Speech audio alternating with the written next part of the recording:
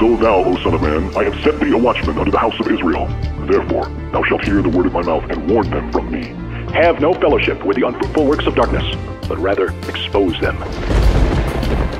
Coming to you from an undisclosed location in Middle Tennessee and examining current events from a biblical perspective, this is Bible News Radio with your hosts, Randall and Stacy Harp.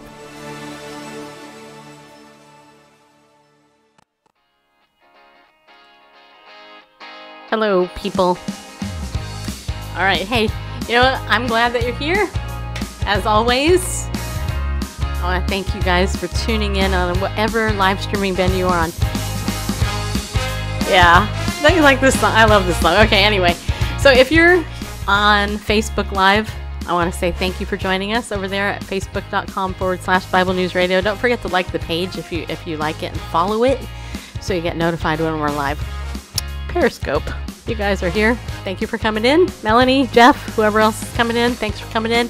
And of course, YouTube. If you guys are on YouTube, make sure you subscribe and hit the notifications. That way you get notified when we're live on YouTube. And I cannot forget my iTunes Spreaker listeners. If you guys are on Spreaker, thanks for following the show on iTunes. Thank you for downloading the show. Make sure you review it if you'd like. Give us 5 stars. That's the only thing that's appropriate. Just so you know. No, I'm just kidding. Okay, so what we're going to do tonight, everybody, is earlier today, I actually had the honor of interviewing Lauren Ash, who is one of the lead characters in the NBC hit Superstore, which is kind of it's not really a mockumentary, but it's actually a TV show about a big box store, kind of like mocking Walmart, Costco, Kmart. In fact, I learned some interesting things doing research for the show, and I have to tell you that it's actually a pretty funny show. So I interviewed her earlier this morning, and I have that interview. We're going to play it after our interview with Kathi Macias, who is a good friend of our show, been a longtime friend of ours, even before we started live streaming. Kathi has been awesome. Just love this lady. If you don't know who Kathi Macias is, you are going to get to know her tonight. And I have to tell you that she's on the phone, so we're going to be throwing up her picture and the book cover. In fact, I have a book to give away. It's called To the Moon and Back, which deals with the subject of dementia and Alzheimer's. And I have to tell you a little bit about Kathi because she's just amazing. So let me tell you about her. All right, I am going to tell you about Kathi. Hold on just a second, though. I want to make sure that I want to make sure that I can shut off the music. If you guys haven't shared this out yet, I hope you do, because Bible News Radio, we cover pretty much everything. Right? So, okay. All right, so who is Kathi? All right, I'm going to tell you who Kathi is. She is so awesome, first of all. And there's Bonnie and Cheryl. Thank you guys for sharing out. Liz, and I forgot who else just came in. Cynthia, and Jocelyn, and Rick, and a whole bunch of other people. I like when people come in and just share out just for fun, and then they leave. It's cool. It's like, hey, this is like Ding Dong Ditch, But hey, you are going to want to stay for this, because Kathi...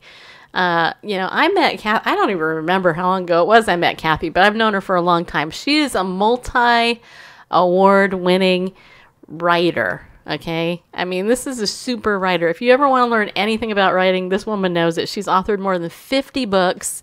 That's it. 50. Just so, over 50.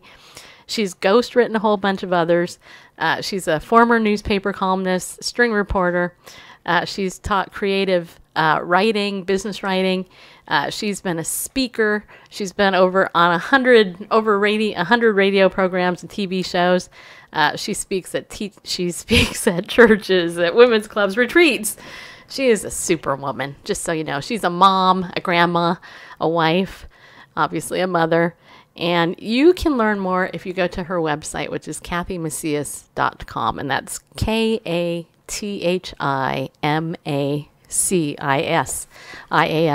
And actually, she has a book. It's called To the Moon and Back.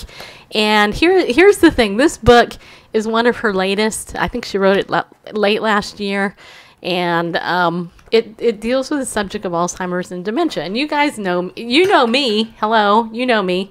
I have a dad with dementia. So when I found out Kathi wrote this, I was like, all right, we have to have a talk about this, because dementia is, well, it depends on who you ask, but there are challenges. Anyway, I want to bring Kathi on the line. Let's get into this interview, because you're going to love Kathi. So Kathi, welcome back to Bible News Radio. Glad you're here.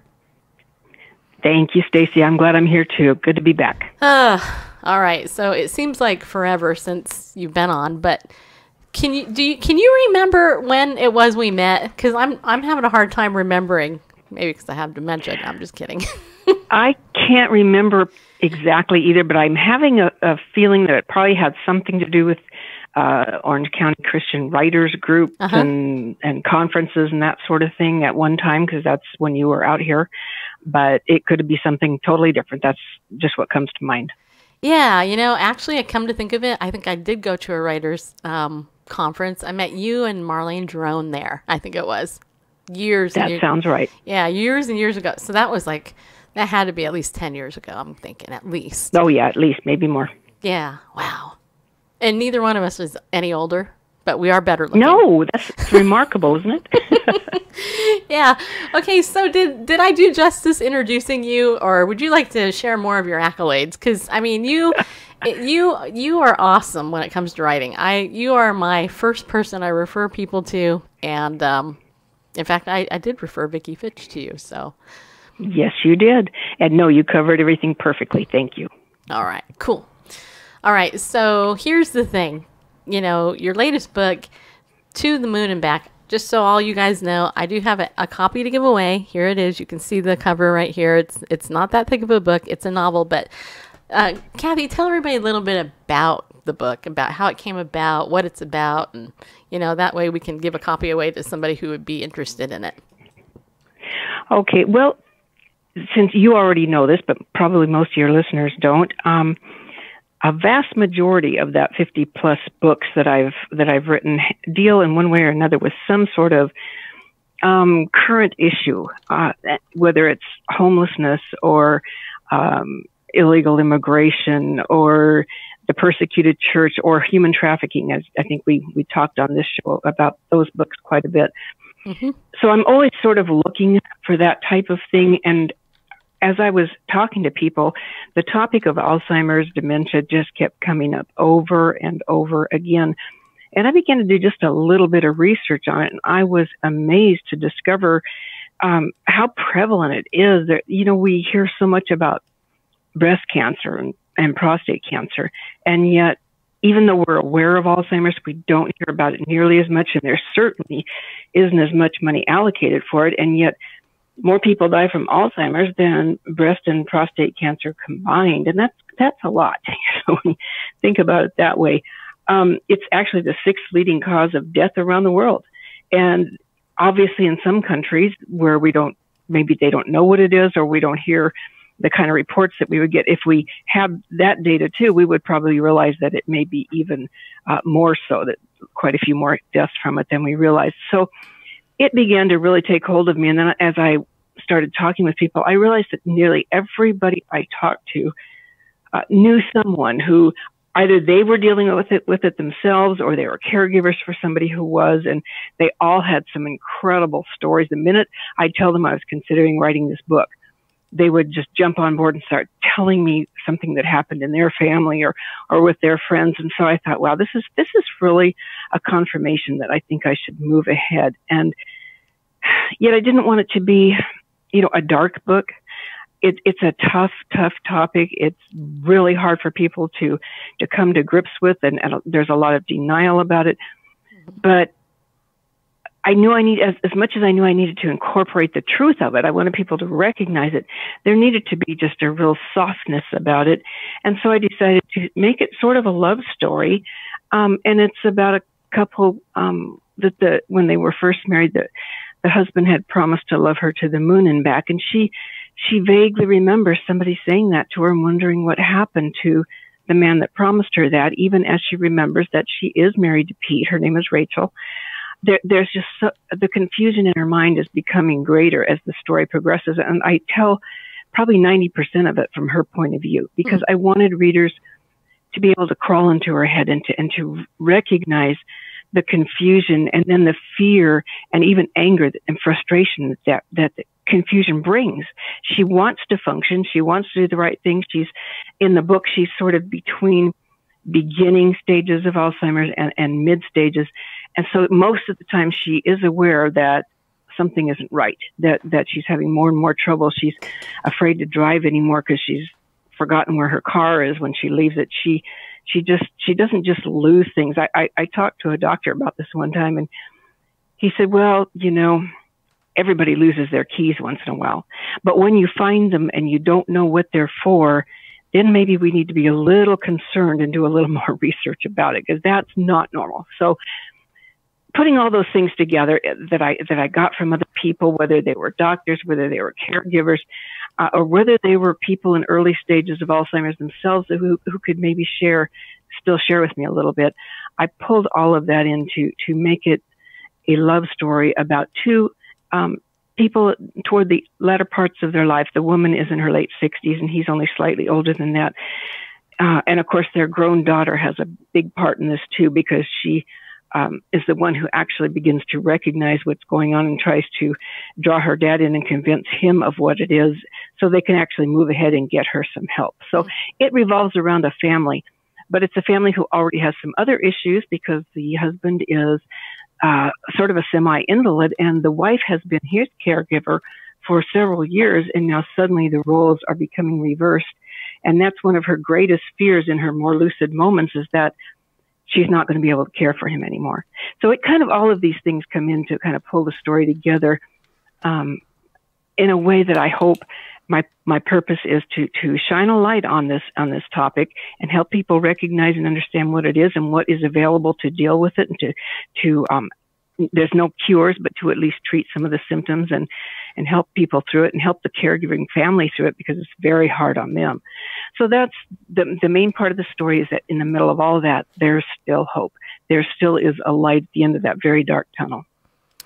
Amen and amen. And I have to tell you, Kathi, one of the things that I have always loved about you is you have such a compassionate heart for hurting people. I mean, you have covered such, intense topics like homelessness and human trafficking and things like this. And this is just another one of those nice topics, And in fact, your books have actually literally, like with the homeless guy, you remember that you actually were able to help a homeless person because of that, and if you guys don't know, Kathi has written over 50 books. She wrote a series of Christmas novels, like one year after another, that really touched on all these social issues. And so this one is interesting because, for me, I'm almost 50, but my dad is 89, right? He's almost 90, and he was, he's got dementia. He doesn't have Alzheimer's, but he's got dementia, which, is similar in many ways. And I know, didn't you deal with this? Did your mom have Alzheimer's? I can't remember. No, she didn't. But in her last few months, her issues were all physical. She was very clear mentally. But at that time, because of the kind of work I do, I was traveling so much. My husband was still working, and Mom got to a place where she couldn't stay here by herself. She'd been living with us for almost 12 years at the time. So we put her in an assisted living place for just a few months, until I wrapped up a lot of the traveling and was able to be home with her at the end. Mm-hmm. But I remember when I would go to see her, there was a wing for Alzheimer's dementia patients. And I think the thing that touched me the most, I was walking by there one time, and I guess they had them out, they let them sit outside in the sun for a while, and of course in a fenced in area so they couldn't wander off. And one of the ladies, she must have been 90 or close to it. And yet when I walked by, she jumped up, and there was this smile on her face, and her eyes lit up, and she said, "Mama?" And I just, it just broke my heart. And I never forgot that there were a lot of other issues in seeing those, but I realized that to her, I was her mama. I was coming to get her or coming to see her. And it broke my heart to have to walk away and see on her face that, oh, it's not Mama, And so it's such a real thing, and it's such a heartbreaking thing. And yet, as I was telling you earlier before we started, it's sometimes a rather funny thing too. So it's a topic that we kind of approach with all of our emotions. Yeah, one of the things that I want to let's bring a little humor because I could cry real easy because it is so heartbreaking. I want to say hi to Cynthia that just came in too. Thank you for the super hearts, both you guys who just did that. I appreciate it. So yesterday, my dad, I kind of inherited a mother who has dementia as my dad, who has always been a player, has this girlfriend, and Anne and my dad, right? And so it's kind of like I go and visit both of them, and Anne every single time says, "You're just like my daughter," and blah, blah. And I'm like, yeah, I know, because you tell me every time, 10 times while I'm here. But at the end of the time when you talk about it being hard on caregivers, I see my dad every week. I'm pretty much the sole caregiver of him. And when I go and visit, I've learned to go during activity time and various things like that, because when they are busy, it's easier to deal with. Plus, if I get too much time, he spirals out into, decades ago. And so I was sharing with them my show, and they keep saying, "Oh, I wish we could watch your show." And I said, I wish you could too, but I have to tell you that what's really interesting is you probably could if you had good internet. My dad's like, "I wish I had a phone." And anyway, long story short, to make a long story short, somehow the topic came up about how I came into being.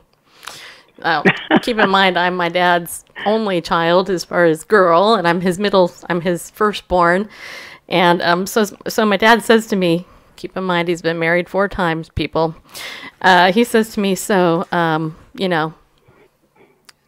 want," and we're at lunch. There's people sitting at the table besides me, and he goes, "Yeah, I made the deposit. You came out."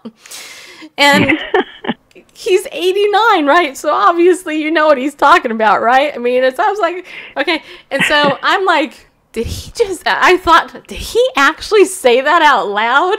Because he's munching away on his, really soft food and everything.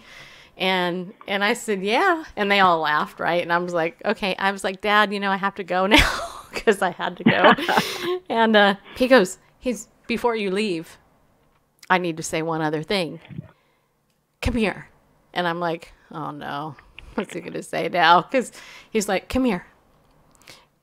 Lean in. I don't want to say this out loud to everybody." I'm like, okay. And so he's like, "I could have said I inserted it in and you came out." And oh my goodness. And I'm just like, oh, did you really just say that to your grown daughter? You did not expect to hear that from your 89-year-old father, do you? No, but kind of like your experience with this particular situation. My when I went to the doctor, I have to take my dad to the doctor all the time, and the doctor asks questions like, "How is your sex life?" And I'm just like, am I really going to answer I don't want to be here. I know, exactly. It's kind of funny. Yeah. So we actually had a couple of questions though come in, and Kathi, I don't know if we'll throw them at your way. See what you can say. Okay. One of the first questions was, what are some early signs of Alzheimer's or dementia? Oh, that's really good. That's a good question. Because, as I said, there's some memory loss and things that happen just normally as we get older, but there are a few things that you want to start watching. And of course, memory loss is the first and the most common symptom. And what happens is it seems they lose the more current memories. They might sit there and be able to tell you exactly what happened on June 17th, 1949, but they don't know what they had for lunch today. Right. And that's something that's really easy to do. Or like the lady in my story who parks her car to go in shopping, and when she comes out, she just ends up an absolute pile of blubbering fear because she's crying and sobbing, has no idea where her car is or how to find it or what to do about it. And so those are things, the memory loss would be the first thing. But there are other things, too, that can kind of go along with it. Planning things. A lot of, especially if it's someone who's always been a planner someone who saw the big picture, the over picture, and they were able to lay things out, and all of a sudden they can't do that. They can't really solve problems the way they used to. Even just daily tasks can be a challenge. They sometimes don't want to shower anymore. It just seems like too much trouble to them. There's a lot of things like that. Words, they'll lose words, and they'll have a hard time pulling things up and putting things together, and they'll use maybe the wrong word for something where they never did that before. And I'm not talking about doing it just once, but it becomes something you're noticing more often. So these are the types of things, maybe lapse in judgment. They start to make poor decisions. That's how a lot of them end up maybe losing their life savings. They withdraw from social activities. They aren't comfortable trying to carry on a conversation with other people. And of course, the big thing is the mood changes. They can be happy one moment and then just go off immediately. They're angry, or they're upset, or they totally withdraw and won't talk at all. So those are the types of things that you want to watch for beginning to happen on an almost regular basis with people. Yeah. And, I've seen pretty much all of that with my dad, which is sad. And, even like going out to lunch and saying, what would you like to eat, Dad? He can't do it. It's just too overwhelming. You almost have to take care and order for them. Yeah. I actually do. In fact, I actually do order. I heard, I was doing some research too, because with elderly patients of dementia, especially if they're in an assisted living, one of the biggest issues is hygiene, right? And yes, absolutely. And it's that's my biggest issue with my dad is hygiene. He just won't clean himself, and he thinks that he will argue with everybody. I did. They're lying about it. I'm like, you smell. Just so you know, you smell, and you stink. And just so you know, one time though, I told him that. Oh my gosh. And it's so hard. The parental role is versed, when, for me, I never knew my dad. But, yes. But he got so ticked off at me that he went in the bathroom, he took off his Depends, he brought it out, and he showed me it. Soiled and everything. just, almost like wanted to throw it at me, like, there, I'm changing. But anyway. Like a spoiled little kid or something is throwing a little tantrum of sorts. Yes. Yeah, And you will see that, and it does seem so odd in your own family, especially if the person you're caregiving is, a parent. It is exactly what you said. It becomes a role reversal, and that's just so difficult. It really is. But even though when I was mentioning all those symptoms, and I will say that there is no cure for Alzheimer's, and I'm hoping and praying that as it becomes more well known and more research is done, that there will be. But in the meantime, there are tests that doctors can do to at least establish and confirm that is what a person has. And then there are certain things that can be done to at least control some of the symptoms, at least for a while, and help them maintain some semblance of dignity for as long as possible. And so that's one of the things I really encourage people who may see that in an elderly person, see some of these symptoms, and yet you think, well, what can be done about it? Well, you do want to get them to a doctor. You do want to get it confirmed that this is what the issue is. So that, and then maybe lay out some sort of, with the doctor helping or someone else from a support group, because there are great ones for caregivers, to someone who can help you lay out a plan of action, what to do, because all of a sudden your life in increments is going to change, even if your parent is already living with you. But especially if they're not, you've got to find ways to help them, and each step can become more all-inclusive and more expensive and more time-consuming and more frustrating. And all of these issues are things you do not want to deal with on your own. That is an understatement, people. That is a big understatement. And, it's interesting, too, Kathi, I'm really glad that you wrote the book from the perspective of the person who has it, and that had to be emotional. I would think, because and what little research I've done on dementia, trying to help my dad and understand my dad, I read one analogy where they were talking about dementia and Alzheimer's is almost like having a bookshelf, and on the books, usually, everything's in order, but it's like taking the books out of order, shuffling them up, and you're like, what, but to them, it's just like you moved it and all that. So, Yeah. know we only have a couple more minutes, so I want to let everybody know Kathi Macias here, a good friend of mine for a long time. She's written this book. It's called To the Moon and Back. Here it is. I got a copy to give away. So if you guys are interested in this copy, a copy of this book, what I want you to do is, let's see, I got to think of something to tweet, and then I can do tweet draw on it.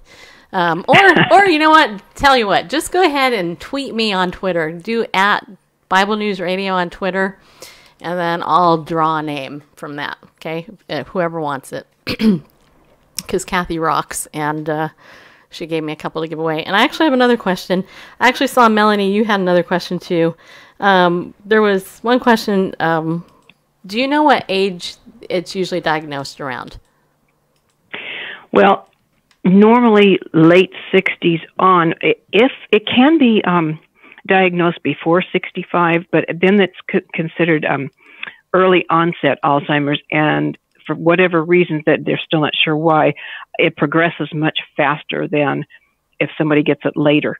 So obviously that's probably the most frightening part, is if you get the early onset, because then you're probably not going to make it for very long. Oh. But normally you may start seeing signs. It could be in the 70s or even 80s.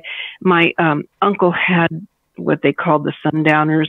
It's a type of Alzheimer's where as soon as it got dark, the sun went down, he would just sort of lose touch with reality and what was going on. And so I understand that's very common. I had not heard of that before he had that.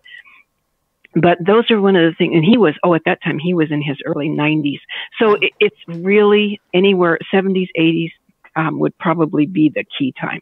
I was going to say, because I think for my dad, it was about that time too. Mm-hmm.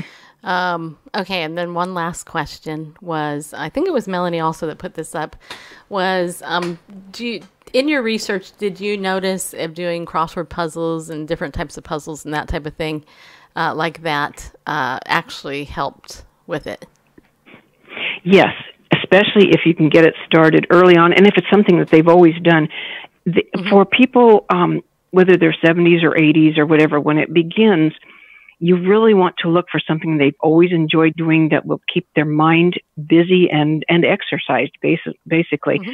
And if they haven't had anything that they enjoy doing like that before, whether it's a puzzle or in the book, Rachel begins to remember scriptures she memorized as a child and begins to cling to them for the hope that they gave her. So just her faith connection, that can make a big difference. I've heard from several who work in the field that people of faith actually do better and hold on longer and stay clear longer than those without it. So anything that you can exercise your mind, but especially your spirit having that faith connection to God. You know what? That is good to know. And I have to tell you, I know at my dad's assisted living, every single day they give out a word search. And everybody goes down and gets great. It. Yeah, they do that. And then, of course, I buy him books. And he likes Sudoku, too, which drives me crazy. I don't get Sudoku. I don't get it, but just saying. So in your book, To the Moon and Back, is there, obviously you're a Christian author. Is there like Christian underlying themes in the book, or is it just whatever? It is. It's because their family, or at least Rachel, had that faith connection before all this came onto her. It was a natural thing for her to sort of hang on to that and draw closer. Her husband had not had that. So there was that friction between them on that level, and yet their grown daughter helps him to see how important that is to her mother, even though the daughter herself is not a woman of faith. But it isn't very underlying part of the book. It certainly isn't the main thing. I wanted it to be obvious that was what this woman turned to as to calm her fears and to help settle her confused mind. But it's not to the point that someone would feel uncomfortable reading it if they didn't have that same faith. Gotcha. All right. Well, Kathi, you are awesome. I love you very much. Well, thank you. We love you too. I know. I love you back even more. I love you to the moon and back. But I do have to, I know you wanted to only do a half hour, but tell everybody a little bit how they can get your books, how they can learn more about you. Because honestly, you guys, look, Kathi has written over 50 books dealing with a gazillion topics. And, so Kathi, go ahead and tell everybody. And, just saying.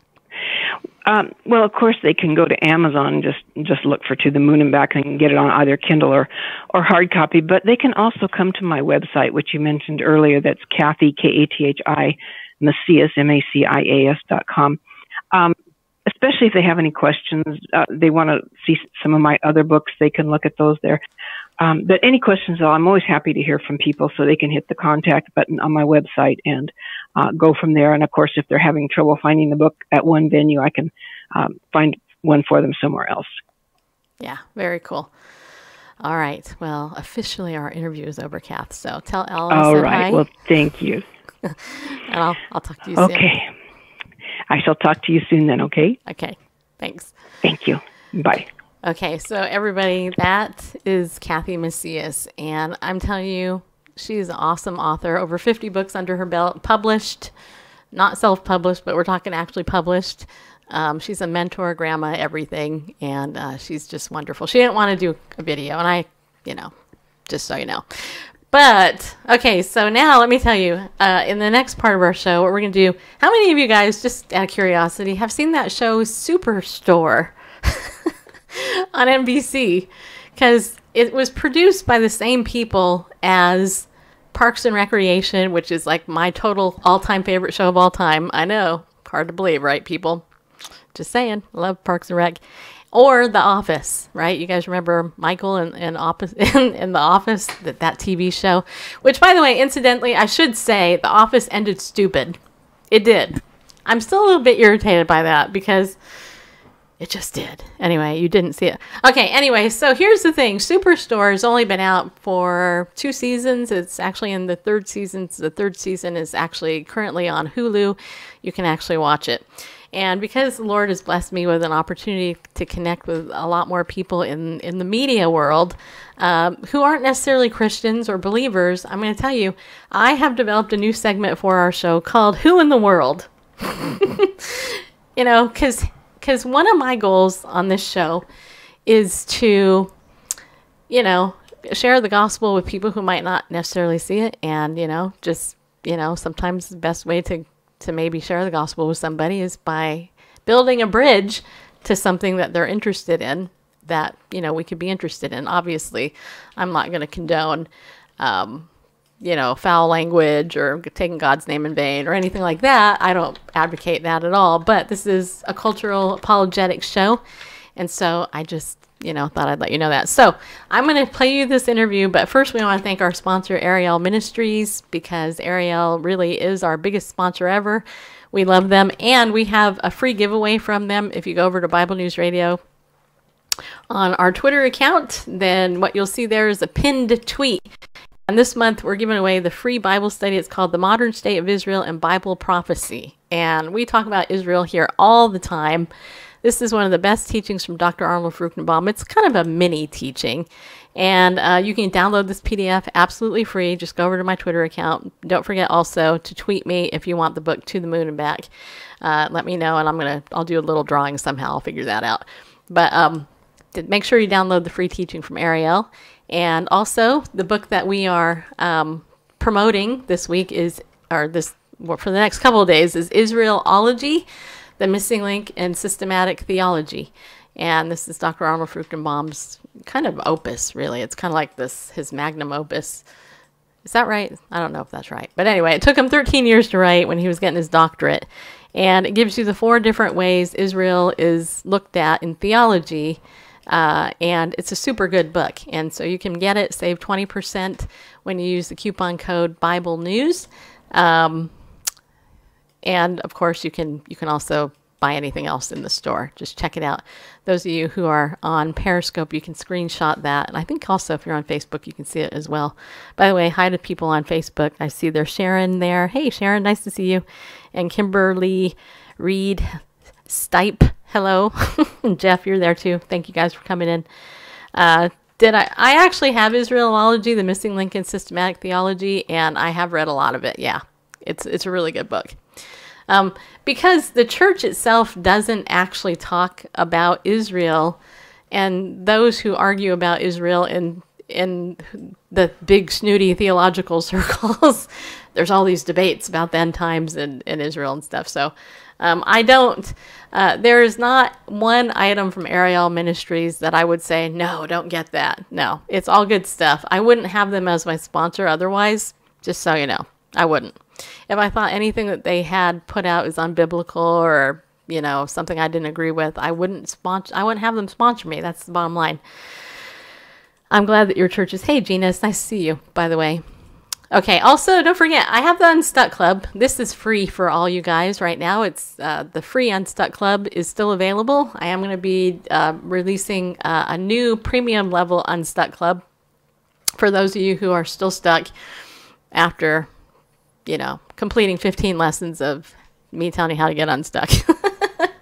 But don't worry, it's okay.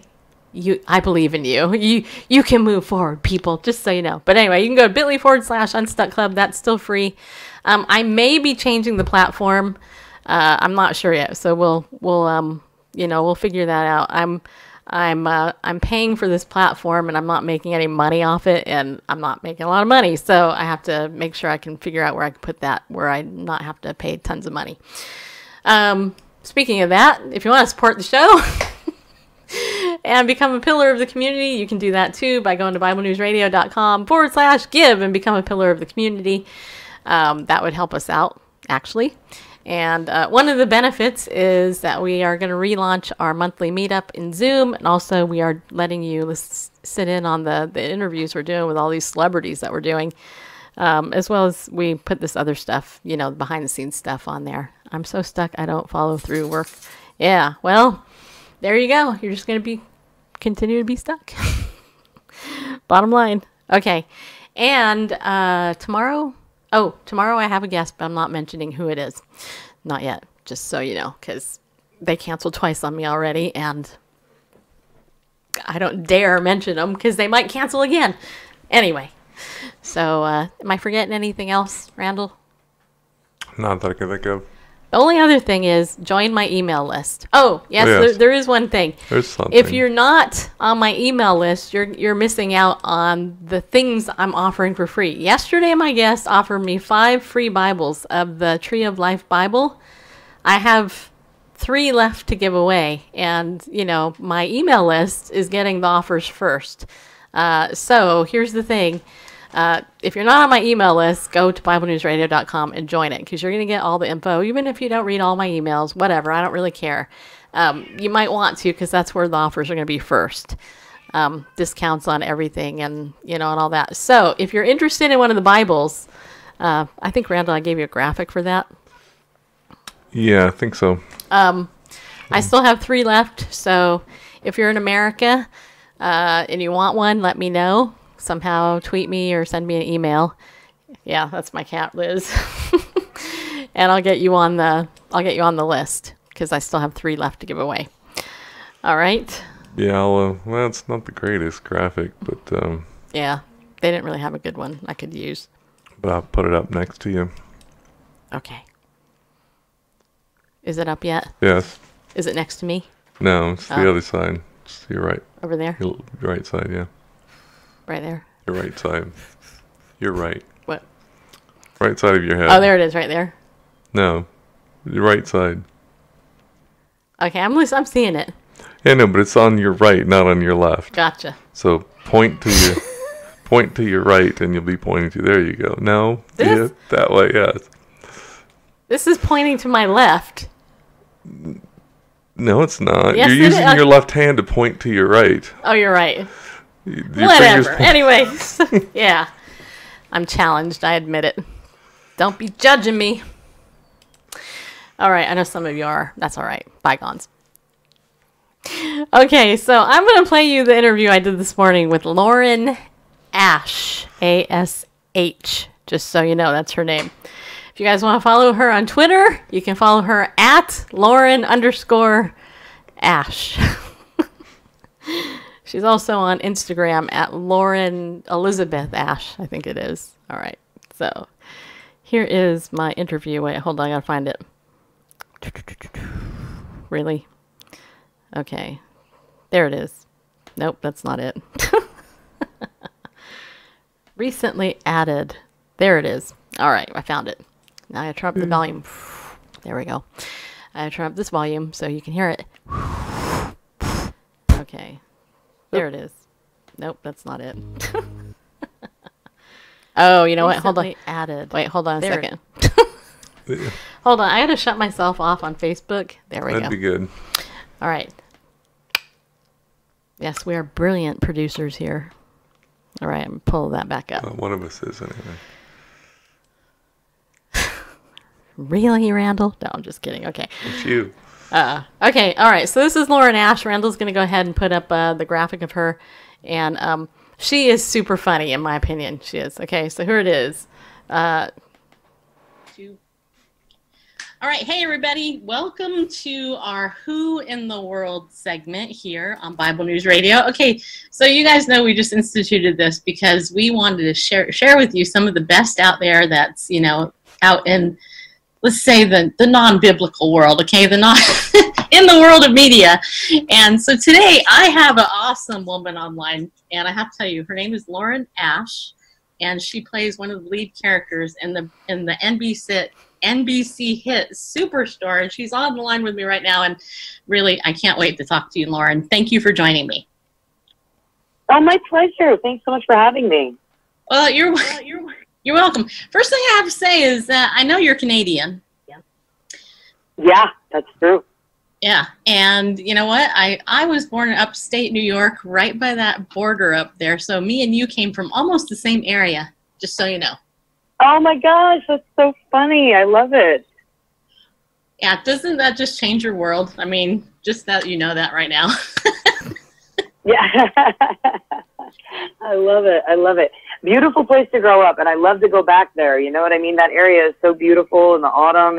It's nice. At the time, I was like, this is boring, but now there's nothing I like more than going back to around that area, you know? Yeah, I hear you. Well, and you know, it's funny because I don't know if you've ever heard of Messina, New York, because that's where I'm from. And yeah, I have for sure. Okay, see, that's where I was born, and who knows that place, right? Because it's so little.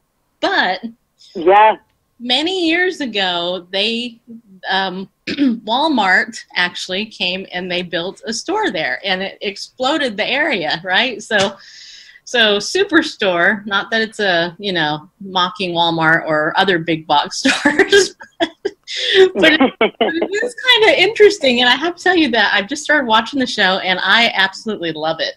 So tell everybody a little bit about it in case they haven't heard of it. Yeah, absolutely.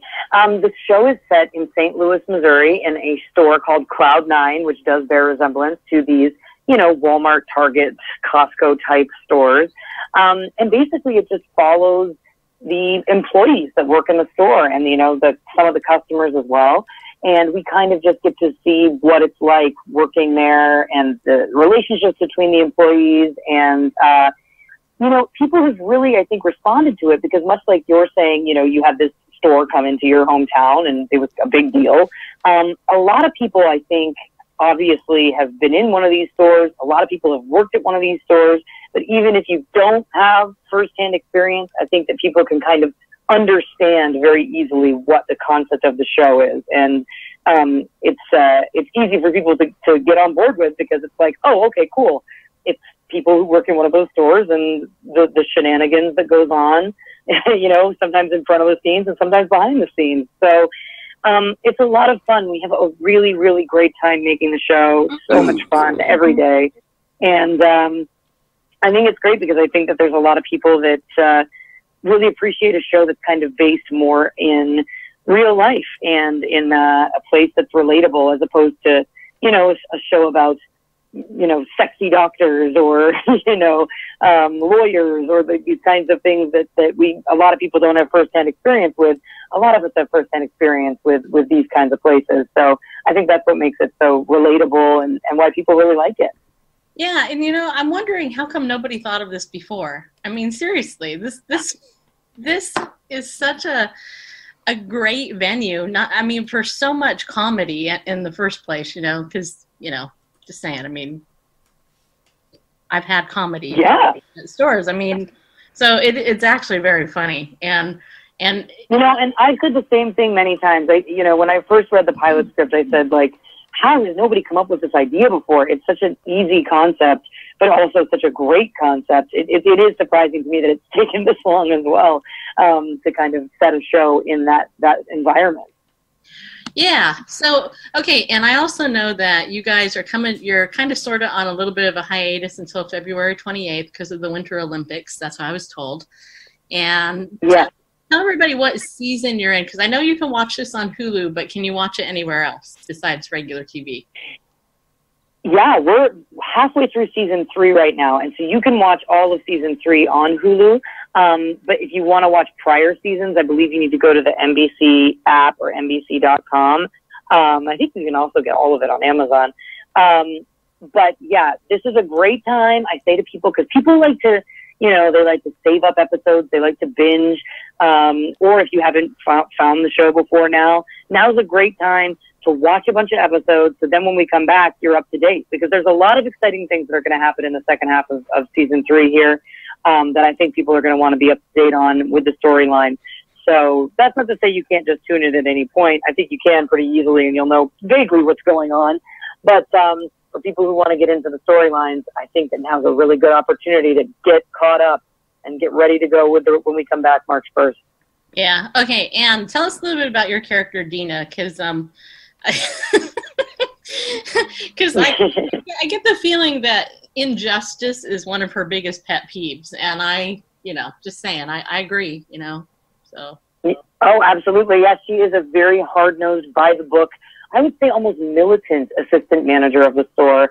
She gets very, very irritated by the store manager, Glenn, played by Mark McKinney, because she just doesn't believe in there being like emotion, behind decisions that you make in terms of the workplace, because, there's a code of conduct, there's a set of rules, and they're meant to be followed for a reason. Right. So, she's really, really fun to play because obviously she's different from me in real life. But I think people really like Dina because we all know somebody like that in real life. We all know somebody who really takes their job seriously and really, expects a lot out of people and doesn't have a very large amount of compassion or tolerance for laziness or her perception of laziness, which is probably a lot harder than other people's. But I think what's great is getting to see Dina, interact with all the different characters. And we get to see, especially in the second half of the season, we get to see her have some moments where maybe she's softening a little bit. Maybe she's, has moments, but then goes back to being her old self. So she's just so much fun to play because she is, again, just such a hard, steely person to be with for the other people in the store. Yeah, and I actually love that. You are so great at the straight delivery, and I know you have this extensive background in comedy, and you have such a long list of accolades to your name, and I just think it's classic because I even read in doing some research that you hunted down this part because you knew that you could play it really well. Tell me a little bit more about that. Yeah, I actually created a character when I was working in the Second City main stage in Toronto, which is a improv and sketch comedy theater. So we would do a lot of things where we just make stuff up. That's kind of the basis of improv comedy. And I just created a character that was Dina. She was basically that, just this kind of, very tough, almost masculine, energied kind of lady. And when I read the script for Superstore, what was that, 3-4 years ago now, I was like, oh my gosh, I know this woman. I played this woman on stage for years. I created this character, separate to this years ago. And so I just started calling my agents and manager every day. And I was like, when's my audition for Superstore? Like, I know I'm going to book this part. Nobody else can play this part. And they were like, okay, we'll get to it. We'll get you in there. And I ended up doing 4 rounds of auditioning, which is not uncommon. Right. but from the very beginning, I just knew it was. I've never been more confident about anything that I was like, there's no one else they're going to find that can play this part this well. And I was lucky enough that they agreed with me. Yeah, well, so it's been pretty cool to take a character that I developed on stage, and now I get to play it on TV every week. It's a pretty amazing thing. it is very cool. It is very cool. And I know our time's up, so I just want to say thank you, and tell everybody where they can follow you on social media too, because I have a lot of most all my listeners are online, so they'll want to follow you. I love it. I'm on Instagram at Lauren Elizabeth Ash. I'm on Twitter at Lauren_Ash. And I'm on Facebook as Lauren Ash Actress. Unfortunately, none of those names match, but that's just how the cookie crumbles with the internet sometimes. Yes. Well, I will tweet you later, but I want to say thank you and have a great day, and congratulations. We will be definitely watching. Thank you so much, Stacey. I really appreciate it. Mm-hmm.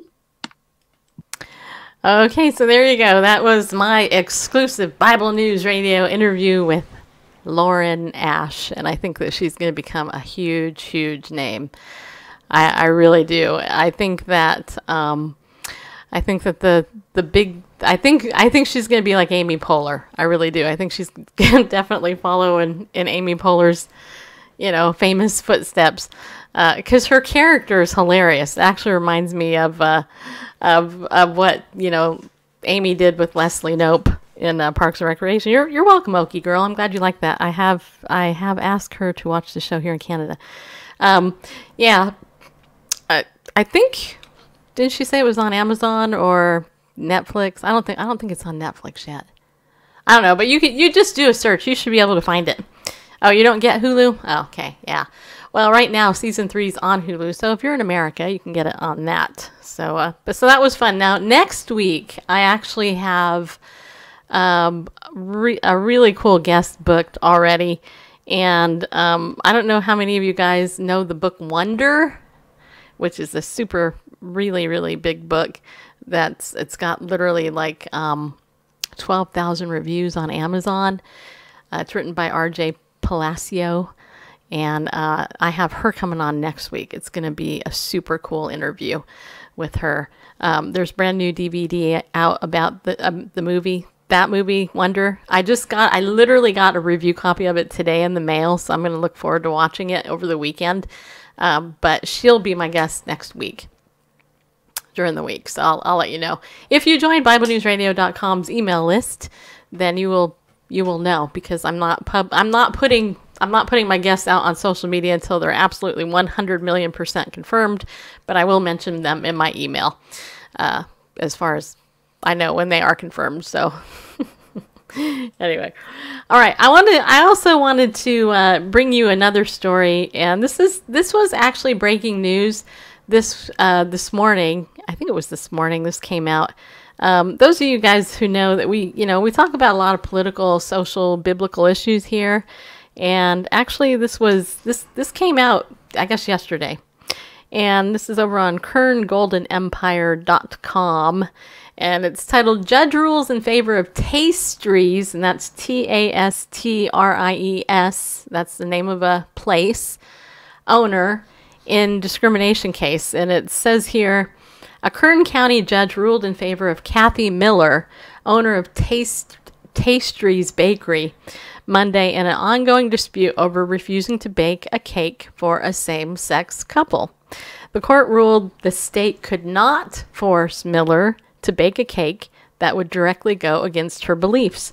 One of the factors in the case, the judge ruled, was that the cake had not been baked for the couple and was not on sale. If Miller had refused to sell the couple a cake on display, and then the act would be discriminatory. The judge stated an order from the state to compel someone to directly go against her beliefs would be, quote, the stuff of tyranny, unquote.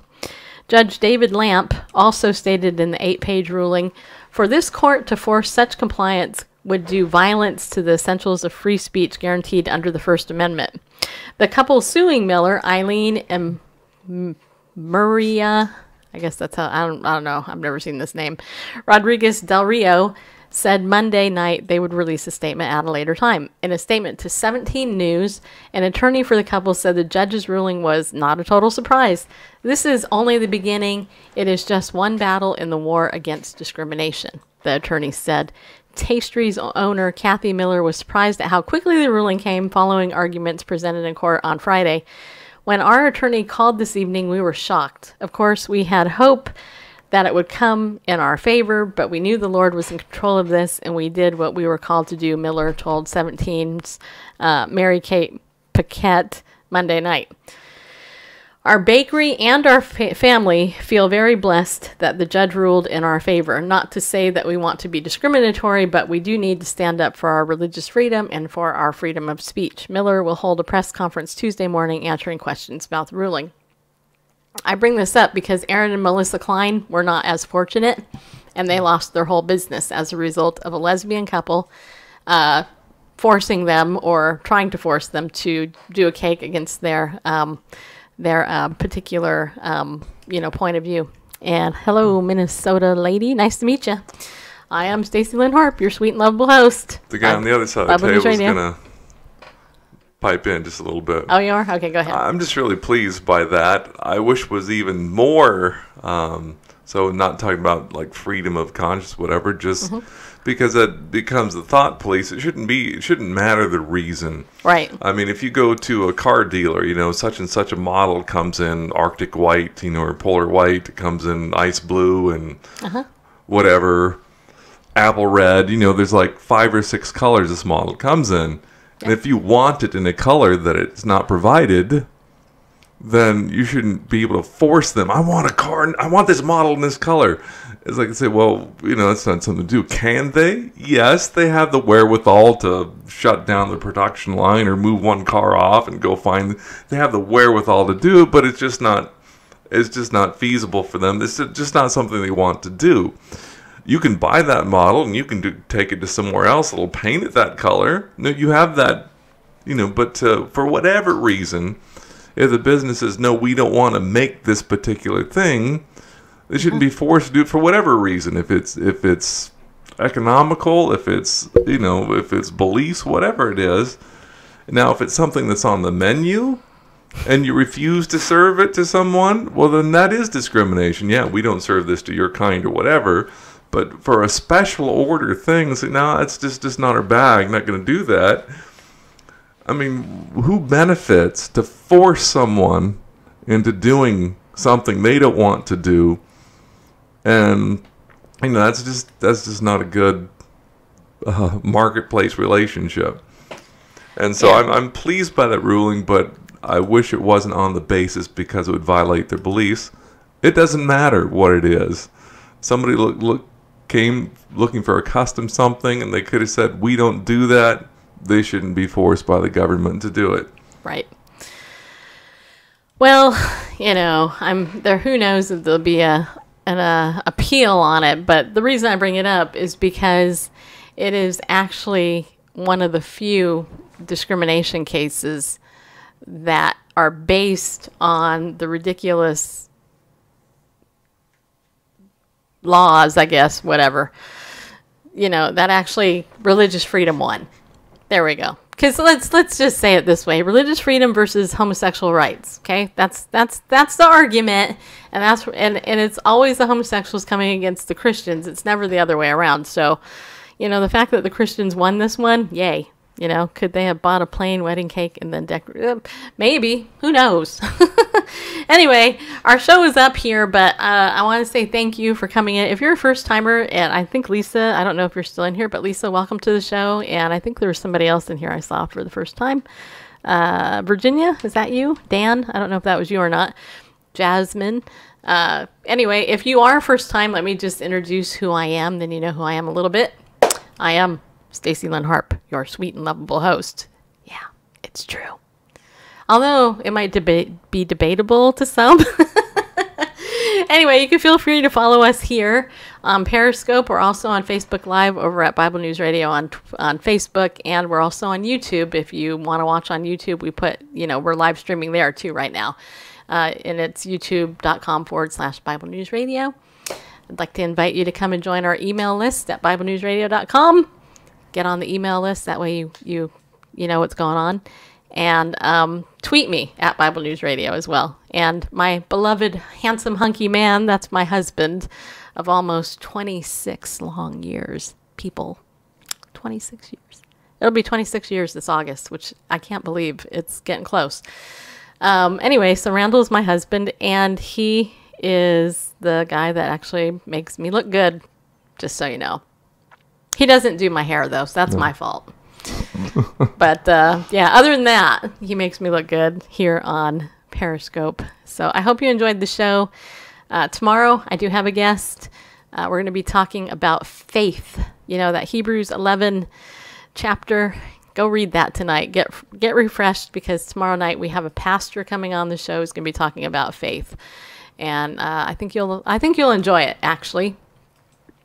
Barring it getting canceled again, he should be here. So if you want to know who it is in advance, go join my email list, because I'll send you an email about it tomorrow. Do your hair to make you look good. Yeah.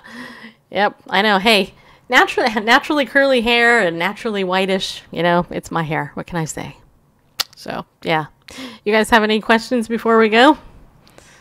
By the way, if you do follow us here on Periscope, if you follow us on Periscope, I'll follow you back, just so you know, because I like to see who it is there. So, thanks. I don't know if you followed me or not, but oops, I didn't see Greg. Greg, if you need a rabbi, I can wear your yarmulke and pretend to be one. Well, I would say Yeshua is my rabbi. Because our sponsor is Messianic Rabbi. Had my hair done today. Oh, that's good. I actually need to get mine cut, but okay. You followed me? Okay, I will follow you right now. I'll follow you back. Boom. There you go. All right. Because I like to follow the people that follow us. We're on every night at 7 p.m. Central Time, too, by the way, Monday through Friday. All right. So Melanie, Gina, Dorothy, Minnesota lady, Lisa. Is that you, Lisa? Okay, wait, hold on a second. Yep. Okay, I'll follow you back, Lisa. There you go. My mom is 75 and colors her hair. Well, a lot of women do. Me? I don't. You know what? I mean, this is my natural hair color. I don't need to color it. So, first of all, I don't have the money to pay for it. Second of all, I just like my hair color. So, yes. All right, good. All right, so I followed you too, and all that. So, most of her friends don't. Yeah. This is just my opinion. I personally think women look better with their natural hair color, just so you know. I do. And there are some people who can color their hair, but you have to keep it up. I mean, literally, you have to keep getting it colored. It's ridiculous. So, yeah, if it's not broke, don't fix it. That's the thing. You know, I mean, if you have the money to keep it up really good, then go for it. But if you're one of these people that gets like your hair color in a box and you do it yourself, don't even don't even go there. I mean, it's like, yeah, whatever. Just don't do it. Don't do it. So, anyway, all right, everybody. I hope you have a good night. I am getting ready to leave. But I want to thank you for tuning in. Don't forget you can watch the archive on Facebook, YouTube, and here on Periscope. And remember, be bold, stand up, and go with God, because He loves you, people.